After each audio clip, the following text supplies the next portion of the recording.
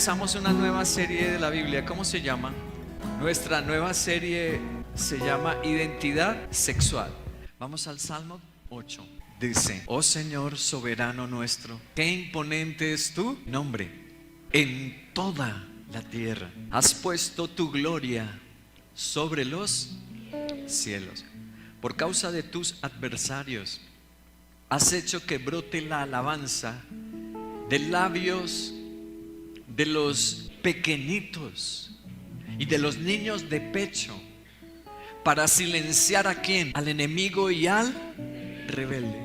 Cuando contemplo los cielos, la obra de tus dedos, la luna y las estrellas que allí fijaste, me pregunto, ¿qué es el hombre para que en él pienses? ¿Y qué es el ser humano para que lo tomes en cuenta? Pues lo hiciste poco menos que un Dios y lo coronaste de gloria y de honra. Lo entronizaste sobre las obras de tus manos, todo lo sometiste a su dominio. Todas las ovejas, los bueyes, los animales del campo, las aves del cielo, los peces del mar y todo lo que surca los senderos del mar. Oh Señor soberano nuestro, qué imponente es tu nombre en toda la tierra. Muy bien, del versículo 4 extraje el título de la enseñanza. ¿Qué es el hombre? De ahí viene el título de nuestra primera enseñanza, en la que hoy vamos a entender en la Biblia, escudriñar la Biblia sobre la definición y la respuesta que da Dios a nuestra sexualidad.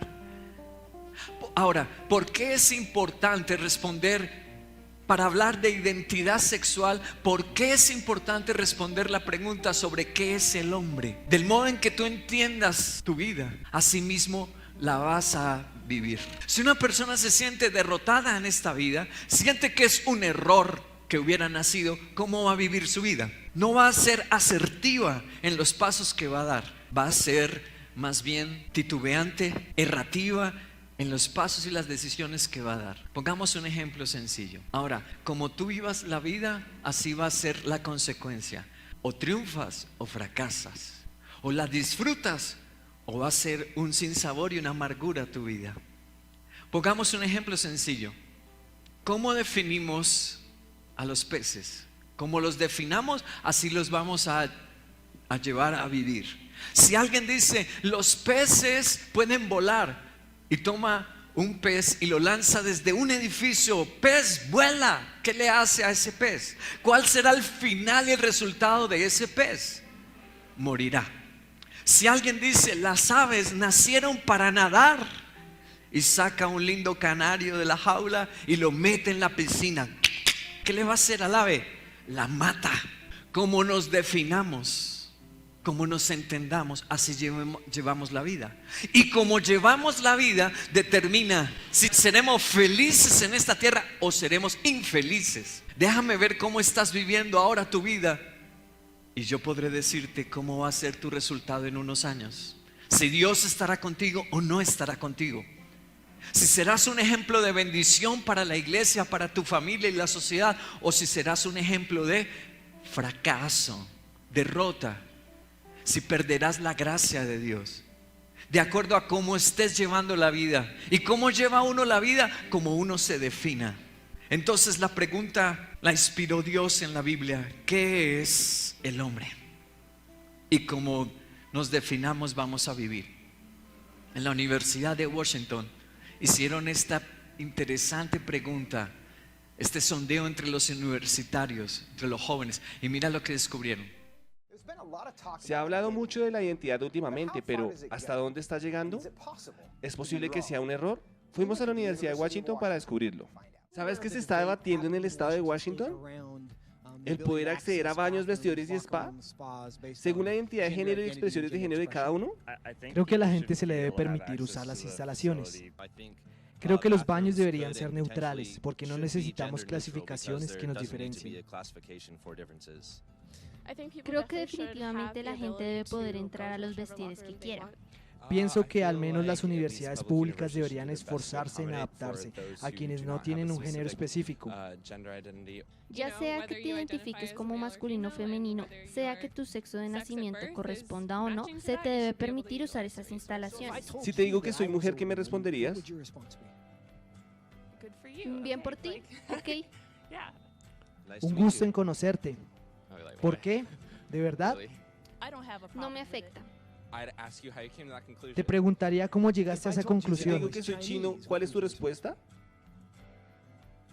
Me sorprendería un poco, pero diría, bien por ti. Sé tú lo que eres. Tal vez pensaría que tienes un ancestro chino. Te preguntaría cómo llegaste a esa conclusión y por qué. Tendría muchas preguntas porque por tu exterior yo asumiría que eres un hombre blanco. Si te digo que tengo 7 años, ¿cuál sería tu respuesta? No lo creería de inmediato. Probablemente no lo creería, pero no me afectaría, como para ir a decirte, estás equivocado. Seguiré mi vida y diría, ok, él quiere seguir teniendo 7 años. Si tú te sientes de 7 años en el corazón, entonces sélo, sí, bien por ti. O sea que si quisieras matricularme en educación inicial, ¿piensas que deberían permitirlo? Probablemente no, a menos que no lo hayas completado y por algún motivo necesites hacerlo ahora. Si es porque sientes que mentalmente debes tener esa edad, me parece que hay comunidades que te aceptarían. Pienso que al menos las universidades públicas deberían esforzarse en adaptarse a quienes no tienen un género específico. Si te digo que mido 1,95, ¿qué dirías? Lo cuestionaría. ¿Por qué? ¿Por qué no mides eso? No, no creo que midas 1,95. Si realmente crees medir 1,95, no creo que eso dañe a nadie. Pienso que está bien que lo creas. No me incomoda si crees ser más alto de lo que eres. ¿Me dirías que estoy equivocado? No te diría que estás equivocado. No, pero te diría que no creo que sea tu talla. Siento que no es mi papel, soy un ser humano más como para decirle a otro que está equivocado y marcar fronteras o límites.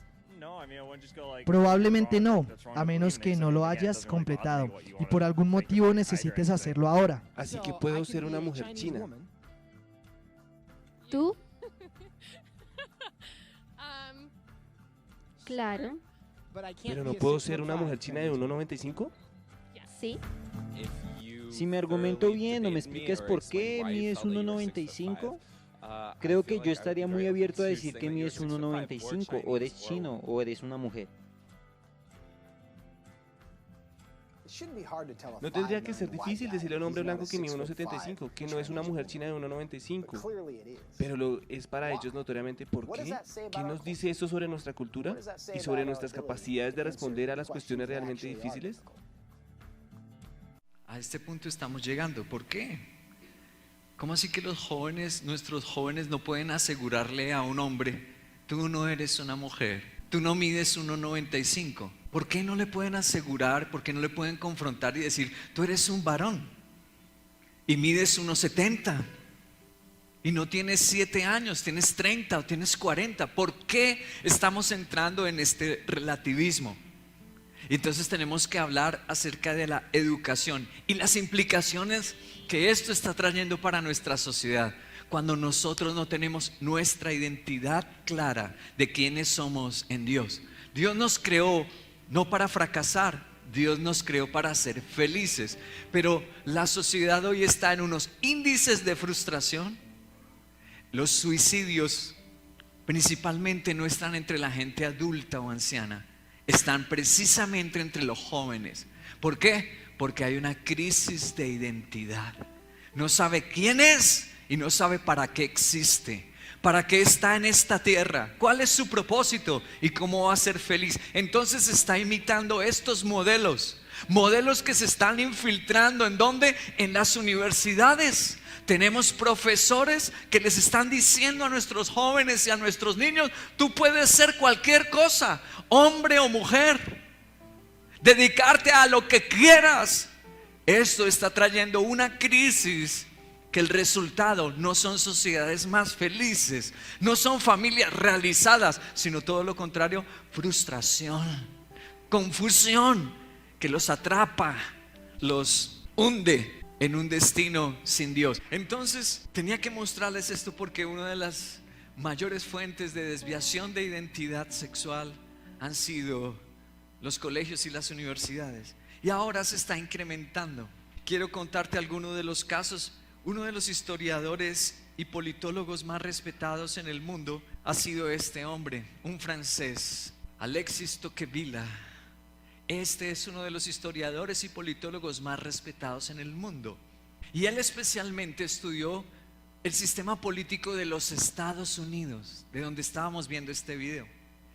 Él es uno de los que asegura que Estados Unidos es el único país del mundo que su constitución y sus políticas la fundaron en la Biblia. Quiero decirte que él no es un cristiano protestante como nosotros, ¿no? Este francés fue más bien un hombre secular. Estamos hablando de un hombre que se apoyaba solo en la inteligencia, no en creencias o supersticiones. Mira lo que él dijo en su observación cuando estuvo en los Estados Unidos, año 1831. Dice: en los jóvenes de Estados Unidos sucedía algo peculiar. Como bien relató en 1831 el joven político francés Tocqueville, entre tantas cosas nuevas que llamaron su atención, ninguna le sorprendió más que la igualdad de condiciones de los norteamericanos. A los hombres de la vieja Europa les sorprende la igualdad establecida en aquella nación. Entonces, solo 13 millones de habitantes. No solamente las fortunas son iguales en Norteamérica, la igualdad se extiende hasta cierto punto sobre las mismas inteligencias.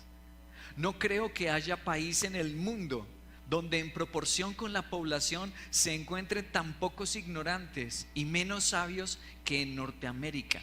No cabe mayor igualdad. Y concluye: la instrucción primaria está allí al alcance de todos. La instrucción superior no se halla al alcance de casi nadie.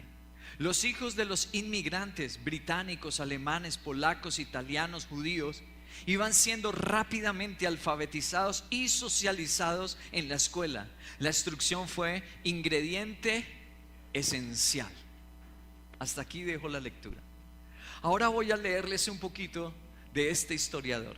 El doctor James Kennedy con Jerry Newcomb escribieron este libro. Este libro me lo he leído unas 3 o 4 veces porque tiene una riqueza en historia tan hermosa en el ámbito político y en el ámbito educacional. Este libro se llama ¿Y qué si Jesús no hubiera nacido? Voy a leerte un poquito algo interesante que registra este libro. Dice: es interesante que hace 100 años, en la época en que la mayoría de la gente estaba completamente ajena al sistema educativo de los Estados Unidos, el doctor Charles Hodge, considerado como uno de los más grandes teólogos que jamás haya producido Estados Unidos, tenía una esmerada educación, poseía una gran inteligencia y fue un gran erudito. Y aquí damos lo que proféticamente declaró hace un siglo. 1871 dijo esto este teólogo, Charles Hodge, uno de los más grandes teólogos de los Estados Unidos. Mira lo que él dijo. Era profesor en la Universidad de Princeton. Estoy tan seguro como que pertenezco al reino de Cristo, que un sistema nacional de educación centralizado y generalizado, separado de nuestra fe. ¿Sabes por qué dijo esto este teólogo? Porque hasta esa época, fue a finales del siglo XIX, que el gobierno empezó a tomar la educación en los Estados Unidos y empezaron a prohibir algo: la educación cristiana y la Biblia. Hasta esa época, ¿quiénes eran los encargados en los Estados Unidos de la educación? La iglesia. ¿Escuchaste al francés Alexis Tocqueville? Que la gente rápidamente, cuando llegaba, los inmigrantes, de una vez entraban a estudiar y a ser socializados en la iglesia. Entonces él dice que cuando sacan la fe, ¿qué va a pasar? Dice este teólogo. Ahora, como se proponen comúnmente, será la más espantosa maquinaria para la propagación de una incredulidad cristiana, ¿Dónde es que se adoctrinan a nuestros hijos para no creer en Dios? Él dijo, él lo vaticinó desde 1870, que iba a ser en las escuelas y en la educación donde iban a ser una aversión al cristianismo, una propagación atea de éticas nihilistas, antisociales, individual, social y política, la cual este mundo ha rendido al pecado y nunca antes se había visto. Estos dos historiadores norteamericanos nos muestran algo interesante. Dice, mientras que más de 200 años de educación cristiana, durante 200 años, este país produjo 0.04% de analfabetismo. Cuando la educación estaba en la iglesia y cuando la educación estaba en la casa y con el temor de Dios, solo 0.04 era analfabetos en los Estados Unidos. ¡Wow! Casi nadie. ¿Por qué? Porque llegaban a la iglesia y de una vez a leer la palabra del Señor. ¿Qué más dice aquí? Dice, en su edición del 12 de septiembre del 1993, el diario Sun Sentinel de Fort Lauderdale anunció los desalentadores resultados. La alfabetización de los Estados Unidos, según los investigadores, casi la mitad de los adultos en los Estados Unidos apenas saben leer y escribir. Yo no sé si tú sabes cuánto ha gastado los Estados Unidos en educación en los últimos años. $2 billones.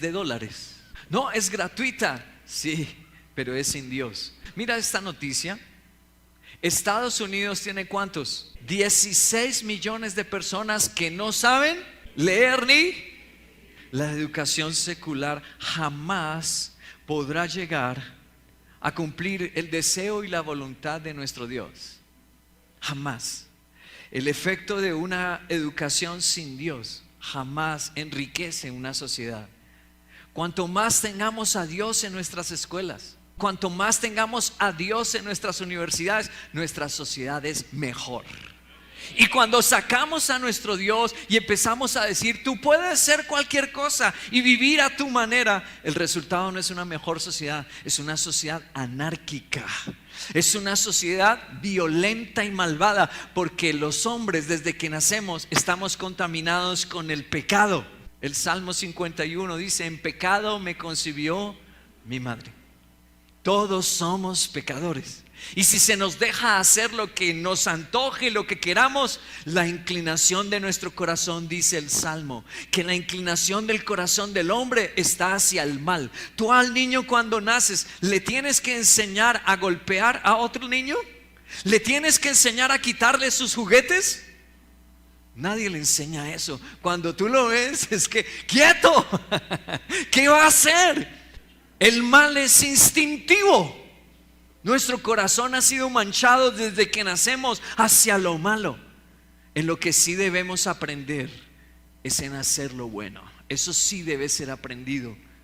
Tenemos que ser redimidos por nuestro Salvador. Así que es momento de que nosotros tomemos cartas en el asunto de nuestra educación. Que nosotros hablemos y que nos involucremos en la educación de los niños, de los jóvenes y de nuestras casas. ¿Para qué? Para que seamos los héroes y heroínas que Dios ha deseado que seamos. Para responder qué es el ser humano, vamos a llegar a esa conclusión y a esa respuesta con 3 preguntas. La primera pregunta, ¿soy un cóctel químico? Esa es una de las definiciones en las universidades y colegios, que el ser humano es solo materia. Tú te mueres y hasta ahí llegó tu existencia, te vuelves polvo, te descompones en la tierra o te queman en los hornos crematorios y hasta ahí llegó tu existencia. Tú eras solamente huesos y hasta ahí llegas, tú te acabas ahí. Es decir, somos compuestos de nitrógeno, fósforo, aminoácidos. ¿Eso es lo que somos? Un montón de elementos y ahí nos acabamos. Si somos eso, ¿cómo llevamos nuestra sexualidad? Si nosotros somos un cóctel químico, si solo somos materia, ¿cómo vamos a llevar nuestra sexualidad? Nuestra sexualidad va a ser conducida por necesidades fisiológicas, como algunos violadores lo dicen. Es que es un impulso, es que es una necesidad, y nuestra sexualidad va a ser así. ¿Qué están diciendo ellos? Que ellos son un cóctel, solo materia. Solamente son materia y así dirigen su sexualidad. ¿Qué dice la Biblia? Volvamos al Salmo 8, versículo 1. Dice, oh Señor, soberano nuestro. Quiero llamar la atención sobre esa palabra, soberano nuestro. Bueno, también la vemos en el verso 9. Dice, oh Señor, soberano. La Biblia dice que tenemos un soberano, un creador. La palabra en hebreo es esta, Adoneinu. ¿Qué significa Adoneinu? Uno que gobierna, uno que dirige, uno que juzga y uno que apoya. No me dirige la materia. La Biblia dice que no me dirige la materia. La Biblia dice que yo tengo un Dios que debe dirigirme. Tengo un Dios que debe juzgarme, pero tengo un Dios que me va a apoyar y ayudar a llevar correctamente mi sexualidad. Porque si llevo correctamente mi sexualidad, mi vida será realizada. La gente pensaría, es en los hogares poliamor, y resulta que no. Es en las mujeres, yo no sé si tú sabías eso, pero de las mujeres que más llegan a repudiar esa área sexual, no son las mujeres fieles, sino son las mujeres promiscuas. Por ejemplo, las que se dedican a la prostitución llegan a aborrecer esto, llegan a odiarlo, pero si lo practican con libertad, pero no genera felicidad, porque se están saliendo de las leyes de un creador. Génesis capítulo 1 verso 27 dice, Dios creó al ser humano a su imagen, y lo creó a imagen de Dios, hombre y mujer los. Y resulta que Dios no es nada material. La Biblia dice que Dios es espíritu. Juan capítulo 4 dice, los que lo adoran en espíritu y porque Dios es espíritu. Increíble. Y nos hizo a su semejanza. O sea que el ser humano no es un cóctel químico, no es solo materia, porque nos creó a su imagen y a su. O sea que el hombre tiene una vida espiritual. Ahora leámoslo en Job. Job capítulo 10 versículo 11 y 12 dice, fuiste tú, Señor, quien me vistió de carne y quien me tejió con huesos y tendones. Me diste vida, me favoreciste con tu amor y tus cuidados, y me han infundido aliento. Job nos está ratificando quiénes somos, que no solo somos materia, que nosotros tenemos un ser interior. Qué interesante que los seres humanos podemos amar. No solo somos materia, tenemos sentimientos. Qué interesante. Sabes que nosotros imaginamos que podemos hacer muchas cosas en la vida y que podemos ser felices. Yo quiero recordarte esto, tú que amas a Dios, tú que crees en Dios, quiero recordarte esto. Los hombres podemos sembrar y ver plantas, pero ¿podemos darle el color verde a una hoja? ¿Qué ser humano puede pintar una hoja y darle su color? Nosotros podemos hacer muchas cosas, querido, pero si Dios no nos ayuda, jamás el resultado será felicidad.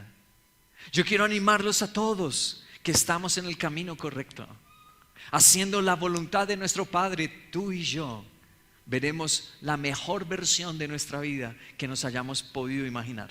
La mejor versión no está en nuestras fuerzas, ni seguir lo que la corriente secular y relativista, el relativismo. Tú eres lo que quieras ser. Si quieres puedes lograrlo, y si no, no lo logras. Eso no es verdad. El relativismo es un error que ha hecho daño a nuestra sociedad. La Biblia tiene absolutos, tiene leyes, y si las seguimos, sí seremos felices. Hechos de los Apóstoles, capítulo 17, versículo 26 al 28 dice, de un solo hombre hizo Dios todas las naciones que habitan toda la tierra. ¿De un qué? La genética, concretamente la matriz de Punnett se llama eso, ha descubierto, y por supuesto nuestro gran genetista cristiano que logró descifrar el ADN, Francis Collins, aseguran que toda la humanidad, los chinos, asiáticos, los latinos, los hermanos europeos, toda la sociedad, venimos de un antepasado común. Wow. Para que habitaran toda la tierra, y determinó los periodos de su historia y las fronteras de su territorio. Esto lo hizo ¿quién? Dios. Para que todos lo busquen, y aunque sea ¿a qué? A tientas, lo encuentren. En verdad Él no está lejos de ninguno de nosotros, puesto que en Él vivimos, nos movemos y existimos. Como algunos de sus propios poetas griegos han dicho, de Él somos descendientes. ¿Cómo es que nos podemos nosotros, cómo es que existimos? ¿Cómo es que nos podemos mover? ¿Cómo es que podemos vivir? Gracias a un soberano que nos creó. Y sin Él, la Biblia dice que los hombres trazamos muchos planes. Sí, mucha gente, por ejemplo, dice, Jesús nos enseñó una parábola de un hombre que de un momento a otro los negocios le salieron bien. Tuvo un gran negocio, qué tremenda cosecha. Y él dijo, ya sé lo que voy a hacer. Dijo, derribaré mis graneros, los haré más grandes. Y le diré, alma mía, come y bebe, porque te esperan unos años chéverísimos. ¿Y qué dijo el Señor? Necio, esta noche te quito la vida. Wow. Nosotros tenemos casos impresionantes que a uno le eriza la piel escucharlos, verlos. Podemos trazar proyectos, trazar planes, pero felicidad solo la da Él. Anthony Flew, voy a hablarles de este ateo. Cuando pasamos al siglo XXI, este hombre le dieron la calificación del ateo más ilustre del mundo, con unos escritos contra el cristianismo, feroces. Pero lo interesante de Anthony Flew, escúchame esto tan interesante, él venía de un hogar cristiano, él estuvo en la escuela dominical, él escuchó la predicación de los pastores. ¿Por qué? Porque su padre era pastor de una iglesia en Inglaterra, de la iglesia cristiana metodista. Pero a los 15 años dijo, la iglesia es muy aburrida, me voy. A los 15 años se apartó de la fe y duró hasta sus 85 años declarándose ateo y enemigo del cristianismo. A sus 85 años, los periódicos, las revistas científicas, fue un boom.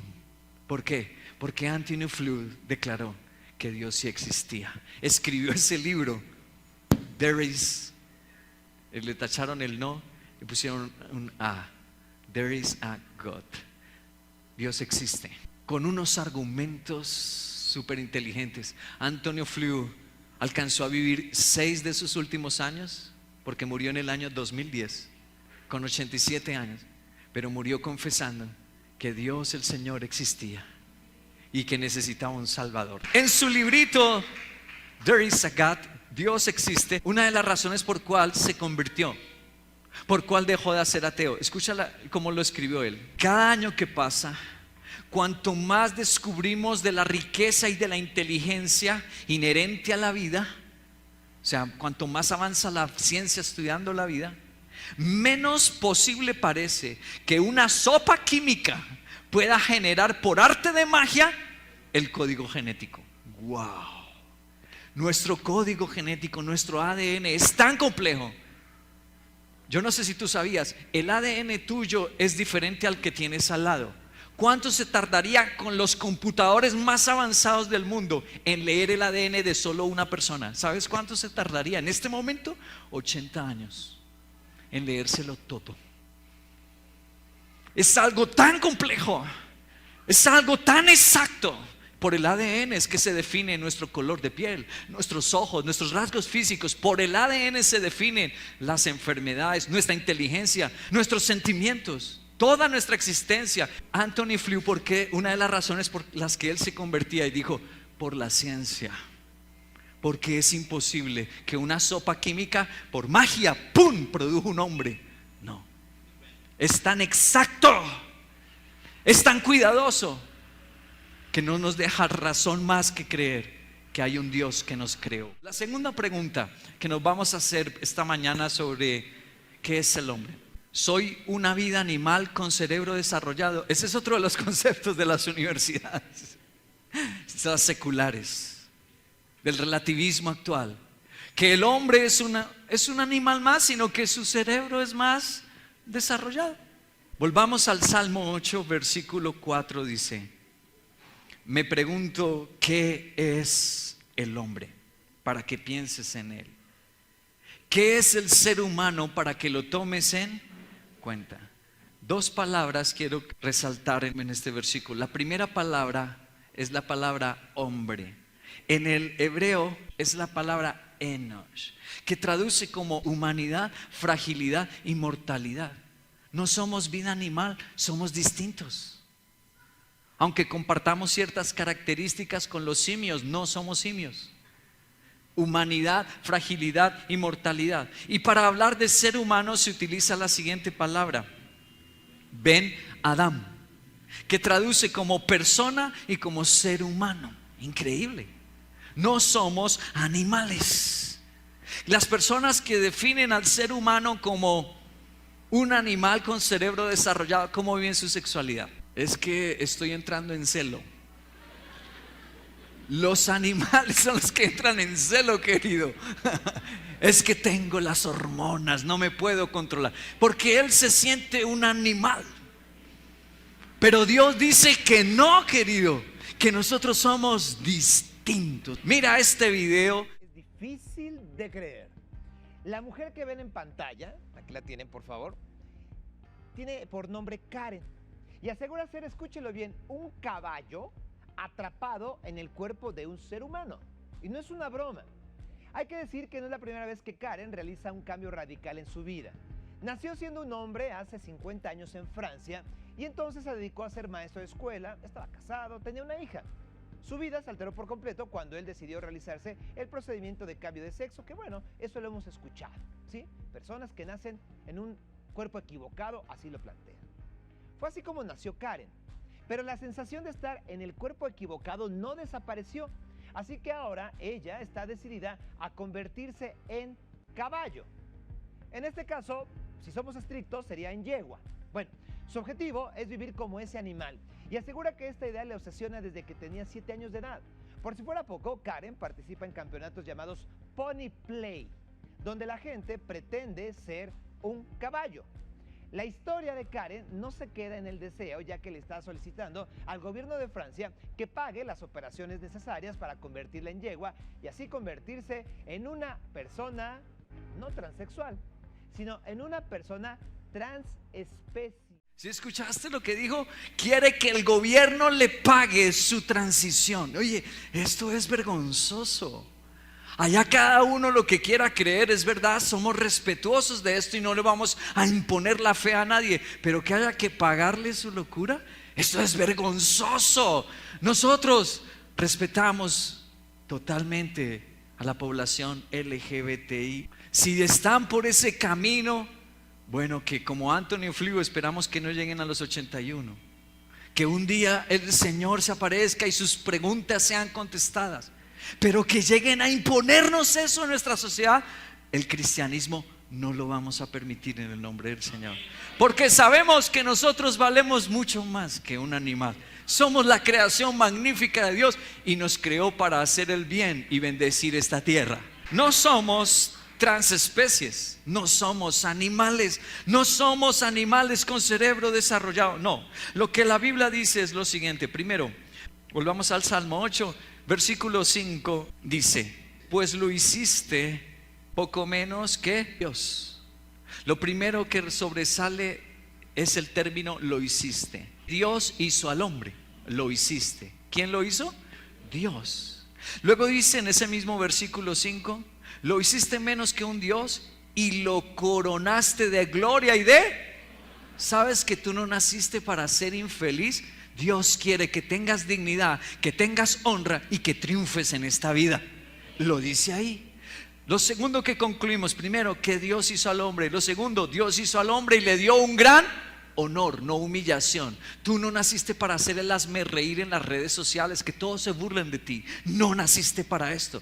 Sabes que tu vida va a ser una inspiración para la familia. Van a decir: mira, desde que esa persona va a la iglesia, desde que lee la Biblia y ora, mira tan bonita que se le volvió la vida. Y lo tercero está en el versículo 6, dice: lo entronizaste sobre la obra de tus manos. Entonces concluyamos. Lo tercero, Dios hizo al hombre y le dio un gran honor para un propósito eterno. Esto es lo que nos está revelando el Salmo 8.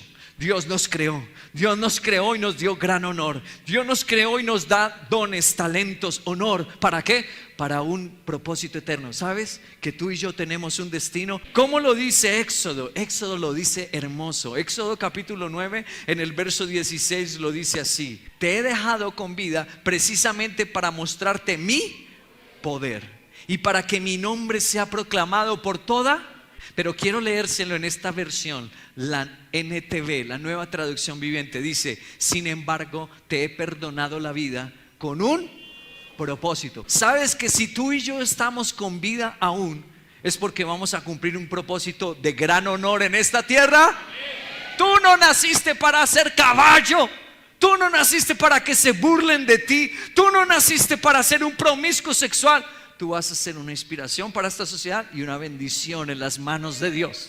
La última pregunta: ¿soy lo que quiera ser? Salmo 8 dice: oh Señor soberano nuestro, qué imponente es tu nombre en toda la tierra. La palabra hebreo Adoneinu significa gobernar, dirigir, juzgar y ayudar o apoyar. Muy bien, eso significa Adoneinu. El salmo empieza y termina diciéndonos que tenemos un creador. También es nuestro juez, nos va a juzgar después de morir. Pero nos dice algo lindo, que es nuestro guía y nuestro apoyo. Si nosotros seguimos las leyes de Él, si nosotros vivimos nuestra vida como Él lo quiere, entonces Él va a ser nuestro guía y Él te va a ayudar a encontrar tu llamado en esta tierra, para qué naciste. Y Él te va a ayudar a cumplir ese destino, ese llamado. Lo leímos en Éxodo: te he dejado con vida, te he perdonado la vida para un propósito. Él te va a decir cuál es ese propósito. Proverbios 16:9 dice: el corazón del hombre traza su rumbo, pero sus pasos los dirige Él. Él quiere dirigir, Él quiere ayudar. Y terminamos con Marcos capítulo 2, versículo 10 y 11. Esto es hermoso con lo que vamos a terminar. Son palabras de nuestro Señor Jesucristo. Pues para que sepan, dijo Jesús, que el Hijo del Hombre tiene autoridad en la tierra para perdonar pecados, se dirigió entonces al paralítico: a ti te digo, levántate, toma tu camilla y vete a tu casa. Esas son palabras del Señor. Y Él dijo: para demostrarles que soy Dios. Yo no sé si tú has visto eso. Yo no sé si lo has visto, pero eso solo lo puede hacer Dios. Una persona paralítica que empiece a andar. Una persona que no tenga ojos y le aparezcan. Y Él las hizo para demostrarnos que era Dios. Las hizo para demostrarnos que Él vino y sufrió. Él vino y se dolió. Él vino y sintió hambre y sueño. Él vivió 100% como un hombre, pero también era 100% Dios. Wow.